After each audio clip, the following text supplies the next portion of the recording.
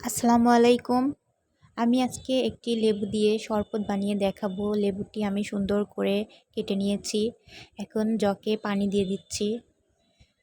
এখন লেবু চিপে রস বের করে ফেলছি। ভালো করে রসটাকে বের করে নিতে হবে। ভিডিওটির ক্যামেরাম্যান ভালো ছিল না, তাই ভিডিওটি ভালো হয়নি। আপনারা বাজে কমেন্ট করবেন না। এবং সামান্য পরিমাণে লবণ দিয়ে দিব।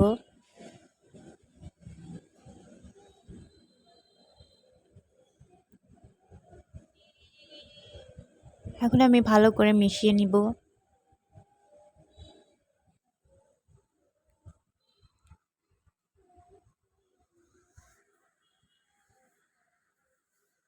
আমার কাছে বিট লবণ ছিল না, তাই আমি সাধারণ লবণটা ব্যবহার করেছি। আপনারা চাইলে বিট লবণ দিতে পারেন। বিট লবণ দিলে শরবতের স্বাদটা আরও বেড়ে যায়। আমার শরবত তৈরি হয়ে গেছে। এখন আমি গ্লাসে ঢেলে নিচ্ছি। আপনারা এভাবে তৈরি করে খেয়ে দেখতে পারেন। ভিডিওটি ভালো লাগলে অবশ্যই লাইক করবেন।